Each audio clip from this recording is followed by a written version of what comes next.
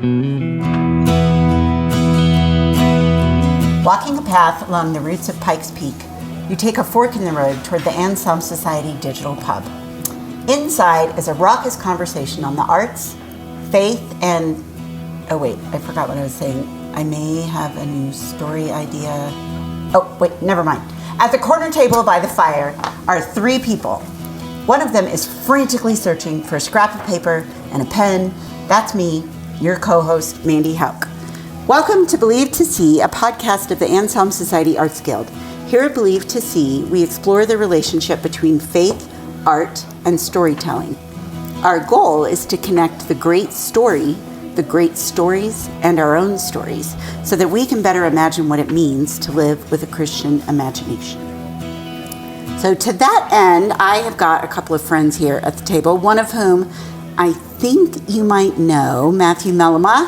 Hi, everybody. Hi. That sounded like the opening to a children's show. Yeah. Hi, everybody. Hi, Mr. Matt. Yeah. Yeah, I like riding shotgun this episode. Yeah. Mandy is steering the ship. I think I fooled you when I pretended to have forgotten what I was saying. I did. I was getting ready, do we need to record it again? It's okay. I was only acting, Matthew. Oh.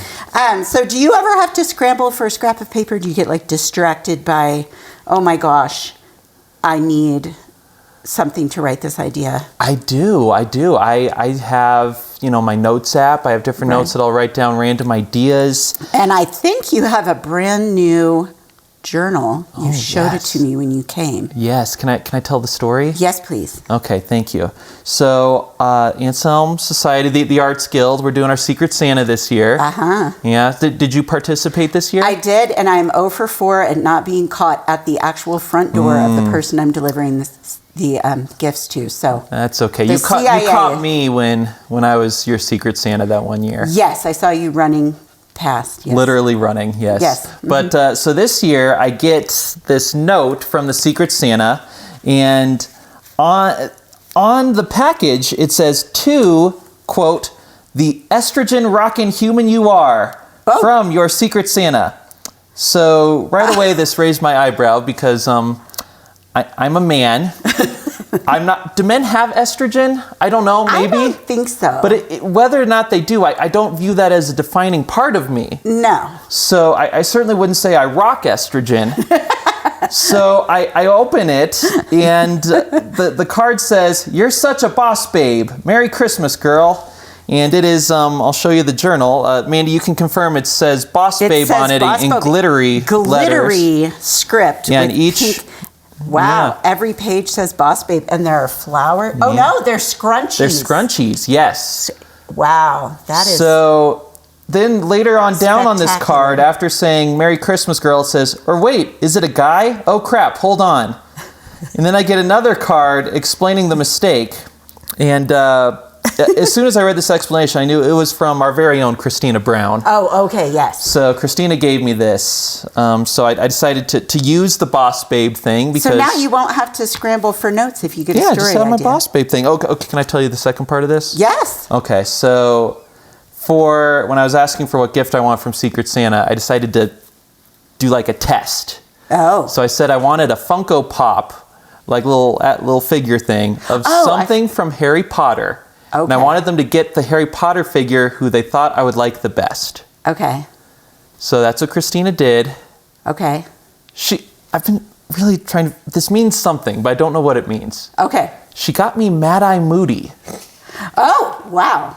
I was going to say Ron Weasley. Is that Now, what does that mean? Mad-Eye Moody. Yeah, does she... Oh, at a later date. So Mad-Eye Moody, grumpy? Yes. Paranoid? No. Surly? Well... He's also really bad at magic. Can we just say he... Yeah, that is true. He spends all of book 4 locked in a trunk. Spoiler alert. That's true. And he dies in literally the first battle in book 7. So do we think Christine is wishing death upon you? Saying, hey, Matt, you're grumpy and you're bad at what you do. And you should die. I don't know. Maybe she'll have a better explanation. That doesn't sound like Christine. You know what? Next time she's co-hosting, we'll have to pepper her. She told me later on that she saw Mad-Eye Moody and she's like, yes, that's the one for Matt. Maybe it's just because mad sounds like Matt. I don't know. I'm giving her too much credit. for that. Christina, you will have plenty of time to explain yourself. It is okay. Oh, you know what, though? I bet she has like a major story because Christina she's so thoughtful. I have no doubt she spent a lot of time thinking about 100%. Yeah. So that's my boss babe in the notes. Yeah. Yes. Well, good. So if you have a story idea in the middle of this podcast, Will do. You get distracted, then I don't think you'll get distracted, though. This is me being... That was a great segue. It's not a great segue if you mention it's a great segue. Oh, sorry. Matt. Okay. But today, we are joined by another friend of mine. His name is Brian Wight. That is white like the aisle, not like the color. I just thought of that on the fly. That was very good. Okay. And he also happens to be the most compelled artist I have ever known. He is a musician from Colorado, but he's based in Nashville. And Brian, is that a good word, do you think, compelled? I was moved by that when you said that. Well, then I guess that's a yes. Wow. Would you describe yourself that way? Oh, yeah. Yeah. Yeah, definitely. So you are based in Nashville. How long have you been in Nashville? Tell your story of getting to Nashville.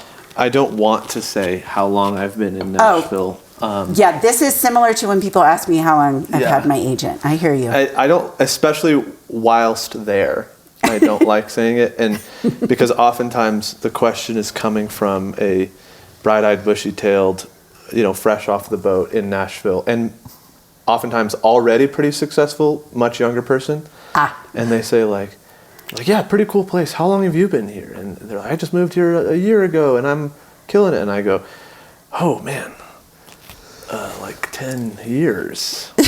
10 years. And I think it's funny because like, it's one of those things where like, if you succeed at a young age, it's impressive. If you find success like sort of at 25 or something, then it's like, yeah, good, on time. But like, there's something about if I say what I do and what I've done, they go, wow, that's impressive. And then I tell them how long it took. They go, well, I mean, not that impressive anymore. By gosh, it better have happened. They don't say that. No, they don't. You just see it in their eyes. That's all in my head for sure. But yeah, 10 years is the short answer. It's the short answer. Yeah.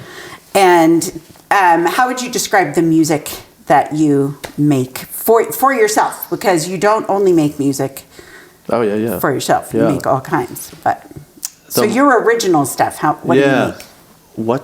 How do I describe it?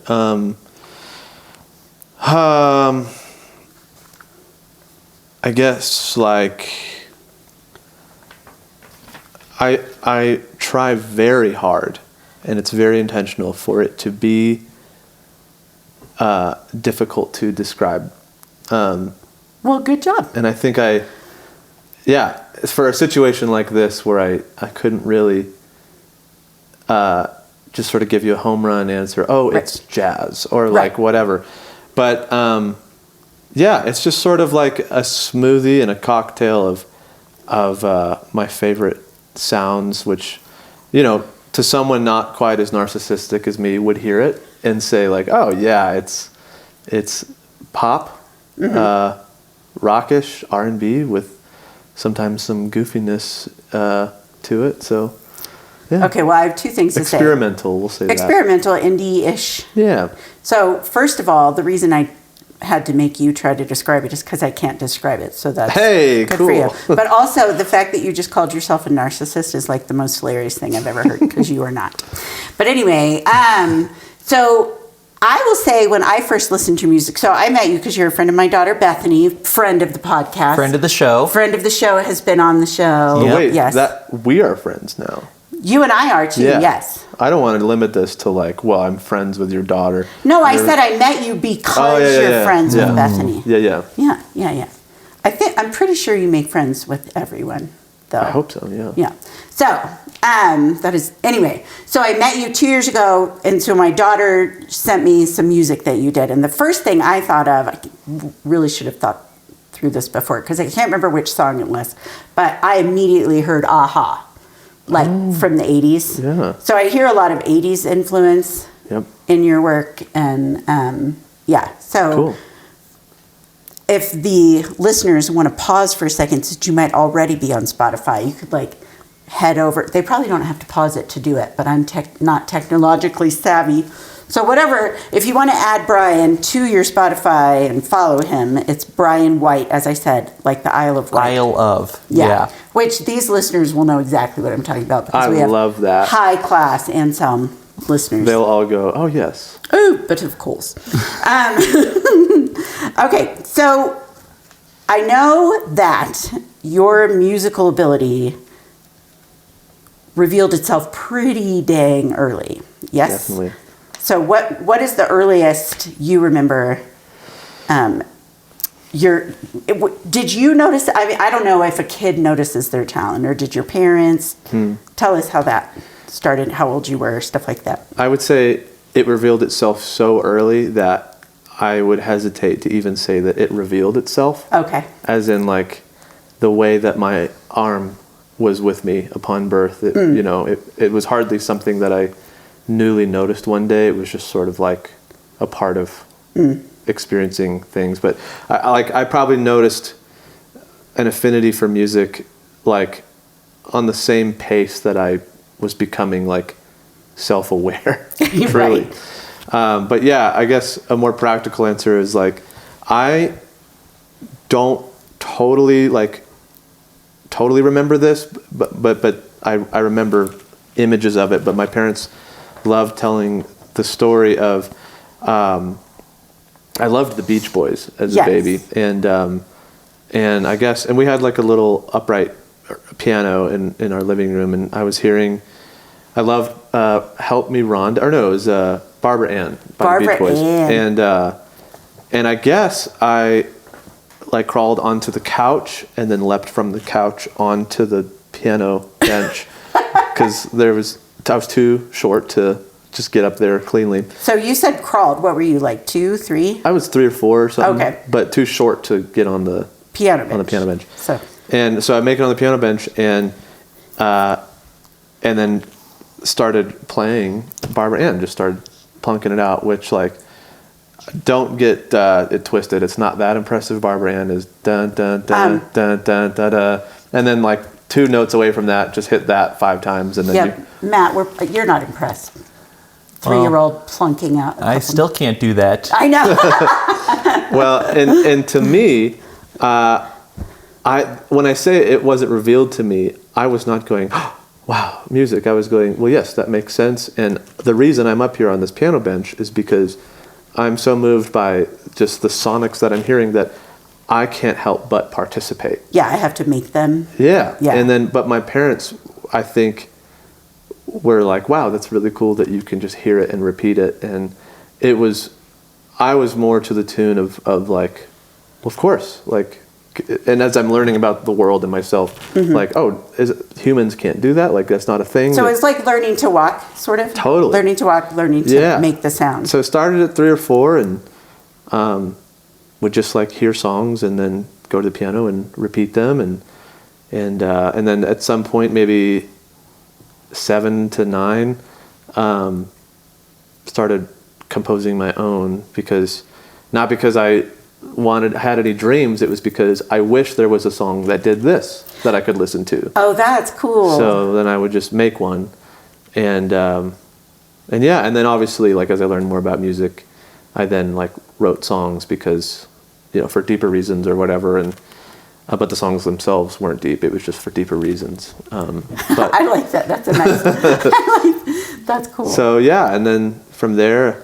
And I remember wanting to be a professional musician, seeing like the footage of the Beach Boys or the Beatles on TV or John Mayer or someone, and seeing them on TV and saying like, oh, that's a job similar to being a fireman or a doctor. Okay. I did not attach any glamour, fame, or wealth to it. I didn't know anything about that. I just thought it was a job like being a teacher. And I said, well, if his job is to play guitar well and sing well, the songs that he wrote, that's the job I want. Totally like pure and innocent from there being any glamour attached to it. And then when I found out like, oh, it's a job everybody wants and you get famous and there's money, I was like, well, dang, because like I didn't care about that. Now everyone will think that that's what it's about. Right. And anyway, so it was very pure. And I just wanted to be a professional musician because, you know, it was annoying to have to stop playing music to go to school and or go to my job or whatever. So yeah, that was the goal. And you might ask, you know, like when I knew I wanted to do that or how, but there was never. I'm very blessed in the way that, like, I think a lot of seniors in high school or just young, maybe even after that, and as adults, like people or younger people say, what do I want to be when I grow up? And then sometimes we grow up and they say, still, what do I want to be? You know, what do I want to do? What am I called to? What's my purpose? And like that existential crisis, like that breaks my heart. I have no experience of that. It's just, it was always like, I will do music for a living, or I will not be alive. Right. Like, you know, so when I decided to forego college and move to Nashville to become that, you know, the question was like, well, what if it doesn't work out? For me, it was like, well, I'm either going to go to Nashville and succeed, or I'll die on the sidewalk. There's no plan B, I guess. Those are pretty high stakes. Very high stakes. You know, if it goes well, then I have a average income life. If it goes poorly, death. Right. So yeah. Don't worry, Mom and Dad. I'm going to go to Nashville and get into this very competitive music business. Right. If it doesn't work, I'll just die. Yeah, you know? It's fine. Totally. So don't worry. I'll just be in the gutter somewhere. Yeah. So anyway, that's kind of. And it was rough at the beginning. Golly, yeah. Because you lived in your car. Yeah. Which, glad you had a car to live in. Isn't that amazing? That only occurred to me after, I think, the Lord kind of changed my brain chemistry to be more, I guess, more on the side of great gratitude, of where like, wow, woe is me, like everyone else is killing it in music and has houses and blah, blah, blah, and I'm living in my car. And I think one day I was like, I was like driving, and there was this pedestrian who's walking to work or whatever, and I said, wow, like, what if I didn't have a car? Right. So like in a lot of ways, like I was pretty well set up, even just having the car. And so yeah, I lived in my car for a month, and it was very cold, got very sick, and almost died on the sidewalk, you know. But it wasn't that dramatic. Edgar Allan Poe died in a gutter. He did. So that's the dream, man. Yeah. So artistic. But yeah, I mean, it the ultimate artist. It wasn't that dramatic because, like, truly at any point, at any moment, I could have turned on the ignition, driven west, and gone back to Colorado Springs, where I had a warm meal in bed waiting for me, and probably a job at a church somewhere that would be fine. So like, this didn't happen to me. This was something I chose. Right. I want to make very clear. So, yeah. Right. So one of the things I think is interesting is the stories behind how people create art. And as Mandy's established, you know, we're talking about how you are a compulsive artist. Is that the word we're using? Is that? Okay. Addict. Okay. Addict. Wow. Yeah. So I was at this point where I was sort of kind of in your position for a while, where it's like, all right, I don't have any other job, no other lifeline. I'm just gonna friggin' write, and I'm gonna be a starving artist, and it'll be great. And like 2 weeks into it, I realized I don't like this at all.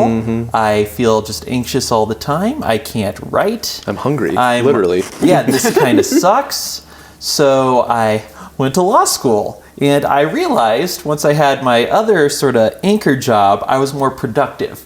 So I get more writing done now that I know it's sort of, I do it when I'm not doing my day job. Yeah. I think I'm more productive doing that than if I were to like quit my job, be like, all right, I'm going to make it as a writer or die trying. So it seems like, I get the feeling me and you are wired very differently in that respect. And that's something I wanted to talk about, because I really... So part of me is jealous that you are so compulsive that there is no other option, because for me, when I get discouraged, I consider quitting for far longer than I should, which is really only about a day.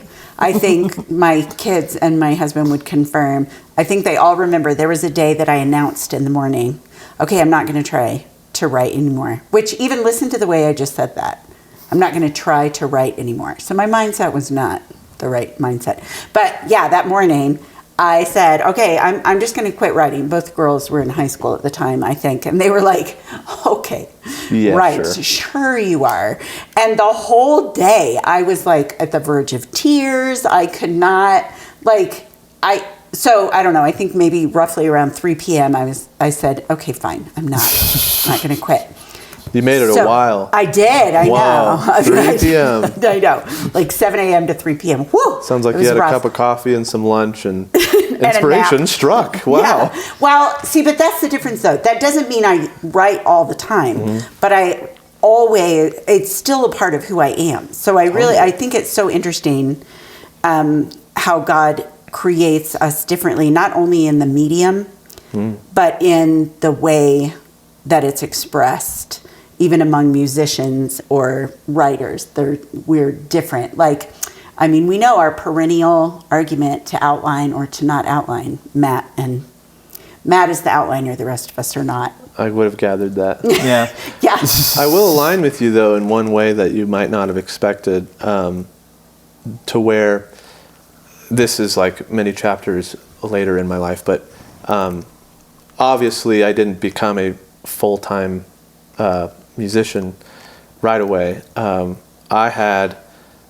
won't go through them, but like numerous other jobs on the side to support myself and pay rent and buy food whilst pursuing that.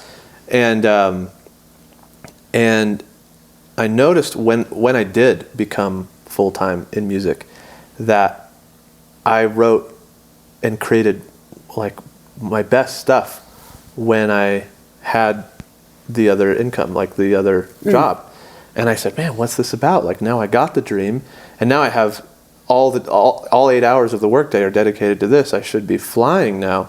And there was something about like creating when there's nothing's riding on it, as in like so when I became a full-time musician, I was like, this has to be good, or I starve, or I don't feed my family. Right. So then now I'm distracted by like I'm not taking risks, and I'm not and now I'm terrified to fail, which like trying to create with a fear of failure is like, it's like trying to fly with cinder blocks. And when I was just like coming home from a job and doing music for fun, and it was like, it doesn't matter if this goes well or not. It doesn't even matter if I release this. This is just for my favorite activity in the evening.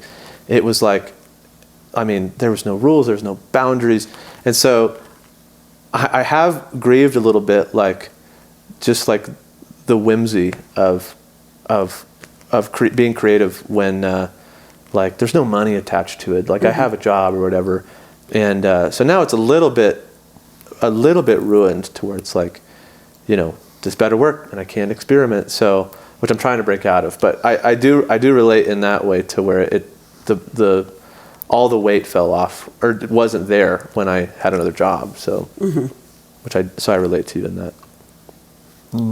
It is interesting. Like you said, I think some people really thrive in situations like, well, it's do or die time. I need to create, and that leads them to do it. Other people like me will be like, all right, it's do or die. Then after wallowing in it and like crushing anxiety for like 15 minutes, like, well, I guess die. Yes. Right.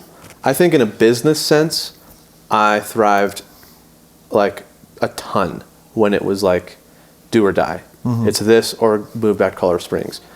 But creatively, it like, that hasn't been as fluid. But in terms of like the business side of being a professional creator, like that's what really making it do this or death. It was like, it definitely held my feet to the fire a lot better. So would you say that, would you say that applies more to your like producing? Because you produce for several, and do you write songs? What do you do outside of your own private label or whatever you call it. What do you call that? I like how you looked at me like I would know. I don't know. Matt, you're up on the Nashville music scene. You know scene. what? I should probably mention that when you go to Brian Wight's music, which I hope listeners, you've already done so and followed him and downloaded If they did, they're already back. They're like, okay, I didn't want them to stop listening here. They can listen. I wanted them to download it and then come back and then go, bliss out on your music. So anyway, but when you do listen, you need to know that everything you're hearing is Brian. So he wrote everything, and every sound you are hearing somehow was made by this man. All the here. instruments. All the instruments, all of the singing, unless there is one of your songs, is it Speed of Light that you have a background singer on? Yeah. Okay. Yeah. I'm a Brian Wight. There's a note I couldn't hit. Fangirl. There's a note I couldn't hit, so I had to ask a female friend. Okay.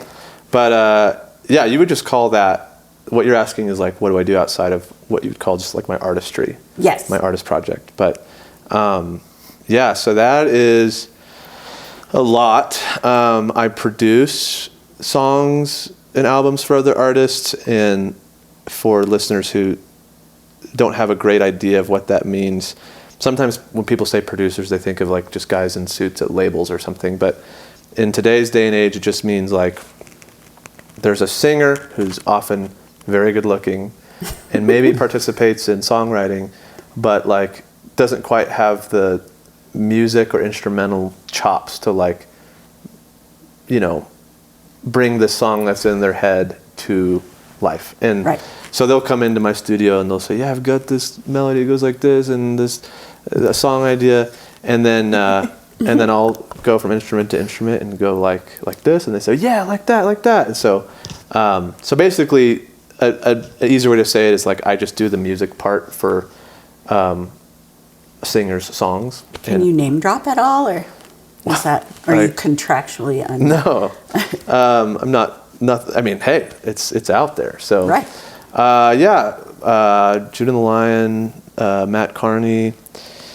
Who else? Penny and Sparrow. Yes. Yeah. And a bunch of others. And it varies, like, how much they need from you. Because, like, for Penny and Sparrow, you did remixes of songs they'd done. Yeah, that's sort of, yeah. Like, they called it reimagining. Right, because they put out an album. You say it, sorry. Yeah, they just had existing songs with, it was like just a guitar, an acoustic guitar, and then like their vocal. And they said, Brian, you make beautiful music with your instruments. Will you take just our vocal and like put this world of composition and instruments underneath it to make it different? And so calling it a remix, sometimes people think it just means like techno or whatever, but I just made it like a bigger song and made it sound different with different chords. Well, and that, I think one of those has over 1 million streams now, right? Mm-hmm. Yeah, Don't Want to Be Without You. Yeah. Yeah. Yeah. And then, so yeah, I do a lot of producing, and then sometimes there'll be an artist that comes in that is like, can't write songs at all. And they'll say, make me a song, and I want it to sound like this. And then I will. And then they will take that song and play it and do it really well. And then the other half of what I do is whenever I got burned out of producing and sort of using my gift of music for other people's songs and getting sad that I wasn't able to go out and play them. Right. I pivoted to being what you'd call a hired gun for the music industry. So it's just like a touring instrumentalist where, if you ever wonder like, okay, who's playing guitar for Justin Bieber? Like, I'm one of those guys. You don't know his name, but he's doing it. Right. You're just there for Justin Bieber. And so I kind of I wanted to become that. And so, yeah, then I kind of pivoted to being a touring instrumentalist where I play bass, or mostly piano. I don't know why I said bass. Sometimes I play bass, but mostly keys. Well, you played bass with Judah and the Lion. Well, most recently I played keys for them. You did? Well, in San Diego, right? At a festival? Yeah, a couple weeks ago. actually, that was a crazy gig, and we don't have to spend too much time on this, but I will say it was crazy because I played piano, organ, an instrument called a prophet, a keytar, and a bass. Wow. All in one concert. And I had this world of just like instruments surrounding me. Oh, you were like in a playground. Oh, it was one of the most stressful experiences ever. So you didn't like that. Every concert I've ever played for any artist, it's been like, I'm on this instrument the whole time. This set was just like, man, I felt like an octopus just with 8 different arms. So anyway, but yeah, so. But one of the banjo guy for Judah and the Lion is a good friend of yours, right? Like childhood friend. Yes. What's his name? I'm sorry. His name is Nate. He is, if the listeners are confused, he's no longer in the band. He departed a few years back. Sorry, I did not know that. No, it's okay.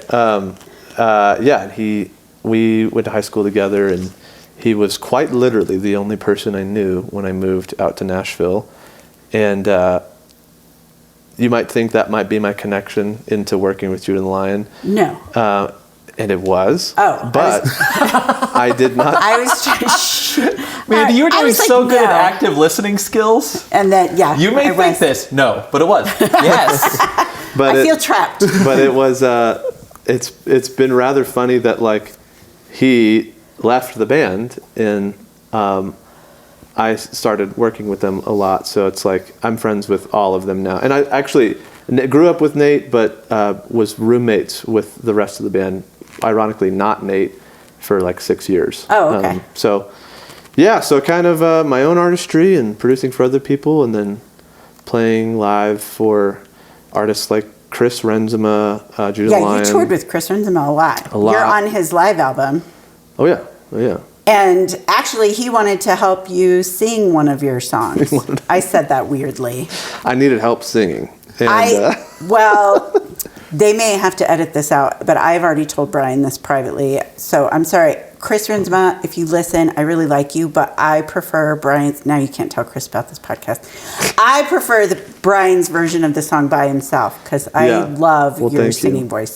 So does Jesse, our producer, by the way. Oh, fun. Yes. So I had a song that... what was it called? Underwater. Underwater, and I put it out, and my good friend Chris was like, I love this song, and he loved it so much that sometimes as creatives or artists we consume art, and that's great. And sometimes we love something so much that we go, I wish that I had made that. Oh yes. Oh yeah. Yes. Do you have any books like that, Matt? I do. Yeah. I do. Lots of them. Yeah. Agreed. Like Peace Like a River is my main. Yeah. Yeah, man. Yeah. So he heard Underwater and said, like, I love that so much, like, I want to do a feature on it. And which was, like, indescribably generous of him. Because usually when you get a feature, like, the smaller fish is asking the bigger fish, will you please feature on my song, and your name will be on it, it'll be great. And sometimes you even have to pay for it. But this guy, the bigger fish, asked the smaller fish, like, can I sing on your song? And of course, so... And you still sang the first verse, but he sang the second. Oh, everything's me, except I just replaced the second verse with him, and he's singing my words. And Are you familiar with Chris Renzema, Matthew?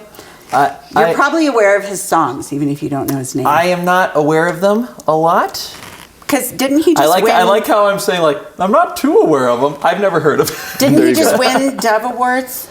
Are we going to have to edit out this whole section because Mandy's getting everything wrong? He was nominated. But okay. But lost. But it's an honor just to be nominated. Sure. Yeah. Sure. So I have a question for you because, we've been talking about, I think one of the things we've been coming back to is the sort of story of how you sort of view yourself creating art. And we talked about, in your early days here, your story just seemed to be there in front of you. It's just like, there's a given, hey, I'm a musician, I make music, so I'm just gonna, make music for a living. You go to Nashville, you're 18. Did you go to Nashville with like a specific goal where it's like, I want to do X, I want to do Y? Like, did you have a specific version of success when you first started out? Great question, and I have an already prepared answer because I say this all the time because it's really funny. Naivety, big time naivety, to where it's funny how my dreams shrank as I got older and more mature. Oh, I relate. Right? So when Yes. I was 17, 18, and I'm in high school, I'm in just, in Colorado Springs, and I play music, and there's not a whole lot of musicians around here, so often I'm told, like, you're the best. And well, yeah, you did open mics at Jives all the time, all right? the time, and Yeah. in high school I was like, this is not a brag, but I was like, one of the, I guess, like, the known as the music guy in high school. Well, yeah, you were Marius in Les Mis. That wasn't in high school. Oh, okay. But I'm getting everything wrong. it's okay. But being told, 17, 18, in the environment that I was in, like, you're so good, you're the best, which, like, of course, there's no bar to hold me to. Oh. I'm the only one doing it around. My dreams at the time, and also I'm just young, so it's beautiful to have these big dreams, and I didn't know what was possible, and more relevant, what was impossissible. And my dreams at 17 and 18 was like, man, I'm going to move to Nashville. Actually, what I said was, first I want to move to LA soon. I'm going to spend 1 year in Nashville. And in that year, I've never lived anywhere but my parents' house, so I'm going to learn how to pay rent and go to the grocery store and all that stuff. And after 1 year, yeah, Good goals. I was ambitious for sure. Yeah. But after 1 year, and I'll probably, after a year, probably grow out of the Nashville music industry and probably become too big for that city. Then I'll move to LA, and I will know, like, my stopping point, like my dreams are nothing short of, and I had a list. It was win a Grammy, of course. Mm-hmm. Of course. One would be acceptable, but I'm hoping for more than one. And play arenas, sure. Yeah. And, headline Red Rocks, and yeah, got to do that. Yeah. And host and be the musical guest of SNL Double Duty. Dude, yeah. Which was, like, in the cards. Like, yeah, they just have to know that I can do that, and then I will. Right. And then, moving to Nashville thinking, like, this is possible for me. Well, almost inevitable, really. It sounds like was your mindset. Yeah, it's a matter of not if, but when. And, yeah, and it's as I said, as I grew, my dreams sort of shifted along with what I was learning. And so then it was like, okay, seems that this is very hard. My dreams now are to get signed to a label, play arenas, headline Red Rocks. Yeah. It would be crazy to win a Grammy. That'd be awesome. And it'd be crazy to host SNL. That'd be awesome. And then I grew a little more, and it was like, okay, maybe open for arena shows, still get signed. And then it was like, just get signed and tour at any level. And then it got to, like, if I could just do the act of making music to pay for my apartment, I win. That's it. It doesn't matter awesome. How big or small. Right. I could tour coffee shops, whatever, but, like, now it's like, if I can just have every dollar I make come from not a restaurant, but from, like, playing music, then, like, that's the dream. So they definitely came down in size quite a bit. And so in my story, that my dreams have also had to shrink, and the only thing I get paid for is editing. Mm-hmm. But and I've published short stories, but I have yet to actually, get paid for writing what I love to write. Mm-hmm. But for me, it's always like a little death when that happens. Did you experience? Yes. I mean, it's not like, oh, well, my dream shrank. Yes. That's okay. You have to really adjust, right? Mm-hmm. And there's a lot of, God, why did you make me want this? Ooh. That's. I had a big one of those, and the way I phrased it was, why would you have even given me this desire? Yes. If you're just not going to fulfill it. Yeah. Which I don't have an answer to that, but I guess the best medicine to it is, like, it's pretty freaking rare for, someone to make it in any capacity in the music industry. So, like, I've got it made in the shade, and I've been pretty greedy that I, like, wanted it to be bigger and more, and so in a lot of ways it's pretty amazing. So. Yeah. Well, that reminds me of my lowest point. Oh, good. Tell us. Thank you, Mandy, for bringing this out. So I remember coming out of college as an English major. I was like, you know what? I'm going to get an MFA in creative writing.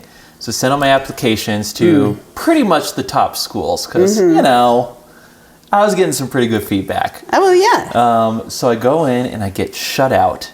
And I remember thinking like, oh, crap, I really want to do this, but it looks like I can't. So I want to do this thing, and now I'm just like stuck. Yeah, and it's the same thing. It's like, God, why did you make me want to do this if I can't actually do it? Mm-hmm. Right. Yes. That's hard. And luckily, I now look back on that with more years of hindsight than are comfortable to admit, being like, oh, that's actually probably a good thing, because getting an MFA would have put you, trying to get like a job at a creative writing program, and you'd only be writing those sort of very artsy short stories that you no longer enjoy reading, et cetera, et cetera. So I'm now happy to be where I am, but there are these places where, like you set off, like for me, my initial dream is like, okay, so see this textbook, this Norton Anthology of Great Western Literature? I'd like there to be a whole that. Yeah, I'd like there to be a Matt Mellema section. Yes. So That'd be awesome. I realized becoming an all-time great literary fiction author is actually quite difficult. What? Yes. Yeah, like everyone wants to write the great American novel. Yeah, I just you're want like to write a novel. Hemingway. I can do rough. No problem. He barely uses any words. How hard can it be? Use so many more words than Hemingway. Well, yeah, because you like Cormac McCarthy. So, I mean, yeah. So for me, I think, I think for anyone who is compelled to do anything, regardless of the level at which that compulsion consumes you. So for Brian, you're sort of at the apex. I mean, I think you told me, don't you have nightmares where your fingers are all broken? You have an amazing memory. Yes. I do. That is true. Thank you, even though I've gotten several things wrong in I'm the podcast. impressed because that is a thing, but I just don't remember telling you that. But you texted it to me when we were talking about this podcast. Oh, yeah. Yeah. I have nightmares of what's the worst thing that could happen? Like, you lose a family member, or your house burns down, or all your or you fingers die. break. Your dream Right. is where you drown or something. But I often have dreams of some industrial accident where I'm totally fine physically, but all 10 of my fingers are severed. But the worst of the worst. Severed, that would be. Yeah. But the worst of the worst would be becoming deaf. And I don't want to hold music as an idol above God. But if I became deaf, I think about that and I go I don't know where I would find joy or how I would live. It's interesting that you say that, because you did not know this, but I actually was mostly deaf for about 8 years. What? Yeah, I was. How are we just now? You beat Peter, it? Did you know about I this? beat it. I had Mandy's husband's in the room with us. Yeah, I'm actually. Yeah, Peter's in the room. He's been. We should get Peter a mic. Yeah. Peter's like, oh, it's first I No, heard Peter's about not allowed to have a mic, because if we started giving him a mic, he would start arguing that Die Hard is a Christmas movie, and we have already discussed and settled that. Anyway, it's settled. No, but so I was deaf I don't want to make it too long of a story. I was deaf for around 8 years, almost completely in my left ear and about 70% in my right ear. It was a result of way too many childhood ear infections that weren't treated. So, parents, take care of your kids' ears. And so my eardrums broke and perforated, and the scar tissue crushed the bones. So I'm actually kind of bionic, because my left ear, all 3 of those tiny little bones, the stirrup and the whatever, they're all titanium in my left ear, and in my right ear, one of them is. Cool. And both of my eardrums are totally freshly made. They're not the ones I was born with. Not your Gentlemen, stock we can eardrums. rebuild her. We have the technology. Yes. So I will say I sang never even close to professionally in any way, and no, I will not sing for anyone right now. But I was, part of the worship team at church, and harmony and stuff like that. And they would always ask me, pick out a harmony. Well, I couldn't really hear. But I didn't really know That's fair. how much I had lost until the surgeries were completed and the sweat. It still took 3 months really to get my hearing back. And my left ear's still only about 70%. Yeah. But the first day that I went, and I think it was because I was also in one of those dorky Renaissance not Renaissance, but Victorian quartets at Christmas, the a cappella ones. Stop laughing, Matthew. You don't say. I do say.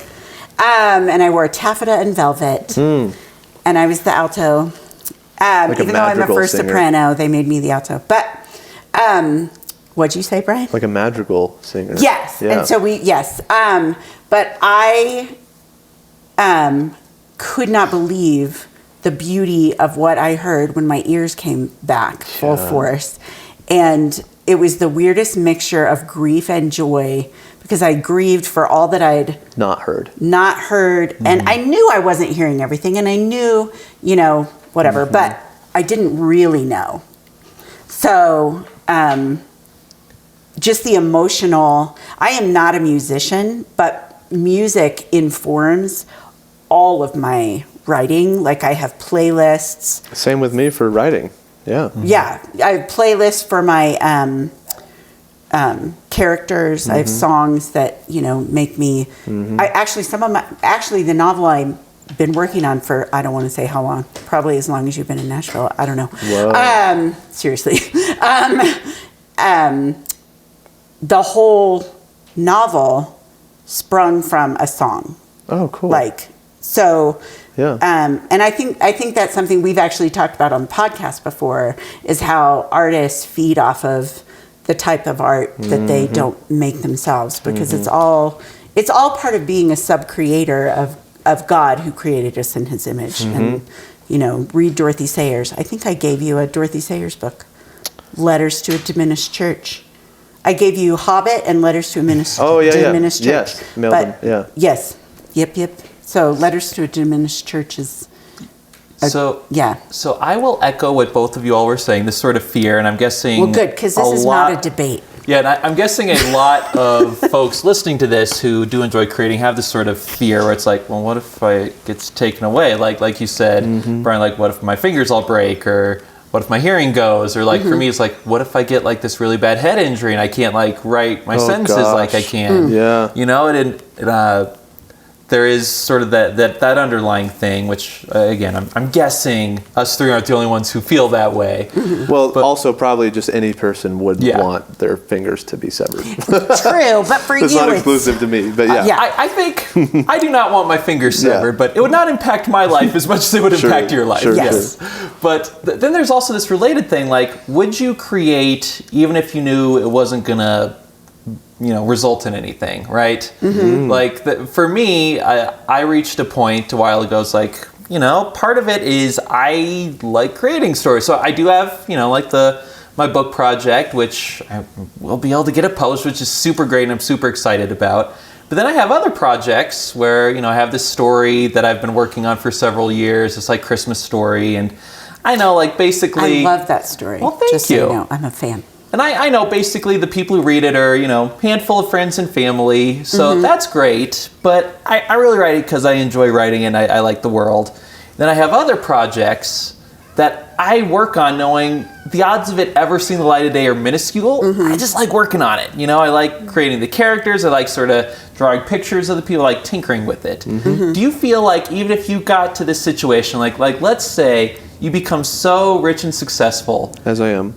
That you never have to work a day in your life. You could just sort of sit on your yacht, outside in like Morocco or what? Not Morocco. Well, you could be Morocco, but Monaco. Okay, yeah. Either one. Yeah. Morocco, do you think Monaco. You would still be creating music? And like, would it be weird if you're like, well, I have money now, so I don't need to do it? Do you feel like you have that same compulsion? Easy. The reason I pursue money is for the dream of being able to afford to not do music for money. Because that's how I started anyway. When I was younger, I saw music artists on TV, and I did not attribute wealth or fame to them, and just said, I want that job, And being in my childhood bedroom in the basement, teaching myself music production on Logic or whatever, I was not doing it to acquire money or any attention whatsoever. For years, for probably 6 or 7 years, I was just making songs and then deleting them. Because that hurts me. just because I would equate it to the man who is restoring an old car in his garage, and he's never going to drive it.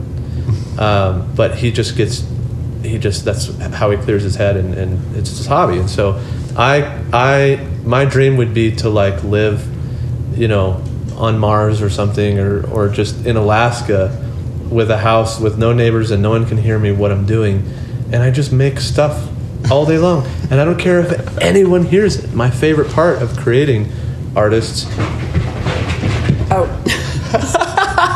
They'll never know what that was. No, they'll know. Do you want to just edit that out? No, let's tell the listeners. That was Mabel telling Peter to take her outside. She does a little dance. She was inspired. If you heard the little scuffle, that was what that was. And an important note to make is that just so we're clear, as I am a full-time musician, it is not because of my artist project. My money and income comes from producing for other artists and playing for other artists. So the stuff that I make for me doesn't really make any money. So why keep doing it? And that's why. Because I have to. It's for me. I don't care if anyone hears it. And for that matter, no one really does. Well, Mandy does. You were my number one artist again on Spotify this year. And that's great. But if I made it for other people to hear, knowing that okay, friends love it, then I would have stopped. Because it's not big. It's not, but it's just, for artists, I create for the moment. And like you said, I create for the moment of while I'm building it, and I give myself high fives and I go, and then this happens. That is so cool. And I just love that moment. And I go, yeah, that was fun. And not when it comes out and it does big numbers, that was fun. It was while this thing was being created from nothing, was it fun? And then when it's done, the fun's over, I'll share it, sure.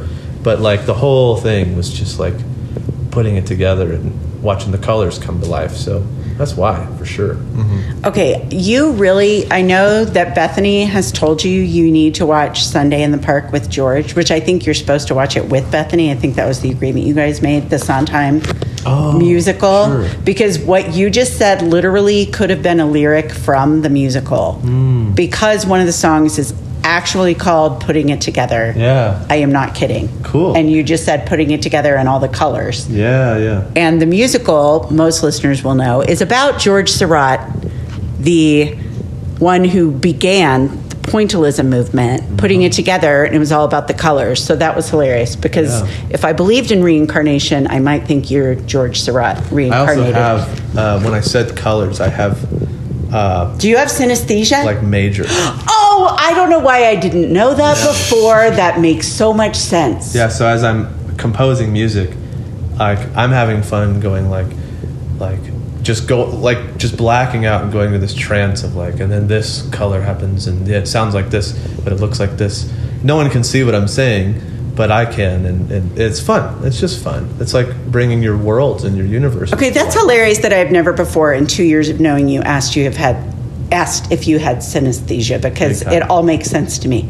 Because my other favorite musician person, which I sent you a link to, Bart Broadnax, the bass guitarist who has perfect pitch, also has synesthesia. Yeah. So that is very cool. That is very cool. And now we are winding down at the pub, and I can't remember the outro. So Matthew. Will you hand it off to me? I will hand it off. Okay. Thank you though. Brian, thank you so much. We could talk for 2 more hours. And where can we find you and your music?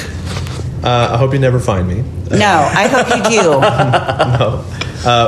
Online, you mean? Yeah. Don't find Brian. He'll be scared. I would be delighted if any of these members or any listeners, if I could have a conversation with them as well. But online, you can probably most reliably keep up with what I'm creating and doing by following me on Instagram. Yes. Because I'm pretty immediate upon, I made this thing for me, I made this thing for someone else, pretty right away on that. And that's just Brian, BrianWight. As Mandy said, Spotify, Brian Wight. And basically those two places will keep you linked. So Yeah. Instagram is how I found out you got to play at the Ryman Auditorium, shoot, yeah. which is crazy. Life highlight. Yeah, Grand Ole Opry used to play there, right? I haven't played there, no. Okay, not yet, but the Ryman. The Ryman used to. The Ryman used to house the Grand Ole Yeah, Opry. that's details. Is Yes. what I meant.